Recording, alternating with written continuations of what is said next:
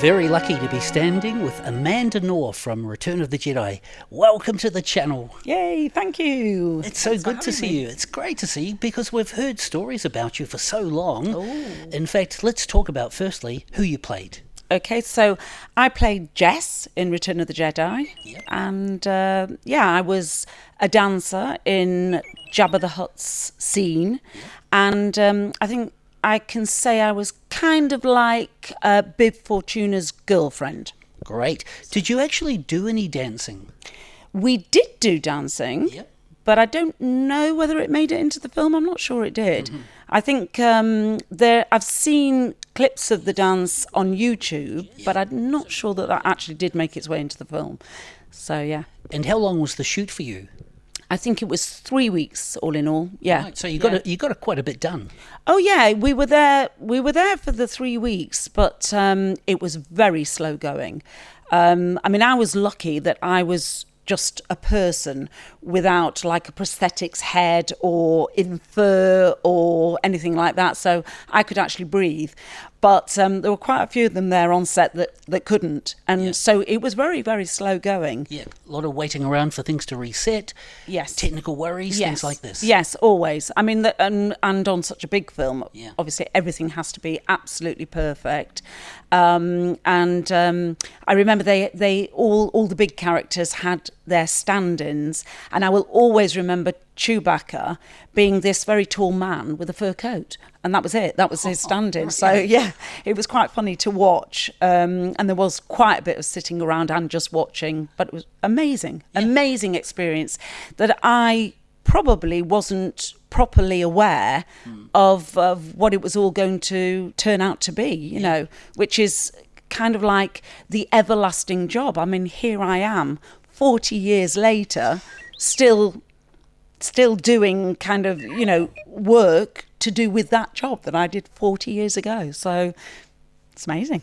How about your relationship with Michael Carter? Have you heard the story he's told on the channel? Yes, I have. I have indeedy. I did. It was eventually cut from the film. There was a party scene and there was a kind of joke with Salacious Crumb, the little puppet. And Bib was meant to be drunk. And they had this girl, this very beautiful girl, who had a wig that was half white and half blue. As Bib had picked her up at the party. This was the kind of subtext. And I have a return story to tell. Can I? I love it. Okay, so my job on set when I was with him, BIB Fortuna, was to make his temples pulsate. And to do that, I had to squeeze flat balloons down by his side, which were attached to tubes with flat balloons attached on the other side underneath his prosthetics head. So when I would squeeze his balloons down below, it would make his temples pulsate up above. Am I allowed to tell that story? 100%. Okay, good. Perfect. Awesome revelation there from Amanda. And stick till the end for the rare Liku stroke footage. Can you remember anything you may have shot that might have been deleted, cut? Well, you mean apart from my dances? Yes. I mean, apart from that, not really. I mean, I remember the scene with Femi being thrown into the pit, and we had a lot of dancing around Jabba the Hutt and all that sort of stuff. And I think all of that kind of did make it into the film. I don't remember much else apart from the individual dances that we had to do that was cut. How popular were you around set? Blonde and blue-haired and a humanoid character. Apparently quite popular, if I'm allowed to say that without blowing my own trumpet. Well, when I got the job, so how I got the job, I was doing a show in Nottingham, and the choreographer on the show, a lovely lady called Gillian Gregory, and she was the choreographer on that scene in Return of the Jedi. And she said to me, come and audition for this film that, you know, I'm choreographing. I know you can dance. It'll be a bit of a weird audition because you won't have to actually dance. I know you can dance. Mm-hmm. For the audition, what you need to do is to try on the costume. So I was thinking, okay, All right. So I went along to the audition, and there were quite a few girls auditioning, and there were 2 costumes for the humanoid dancers.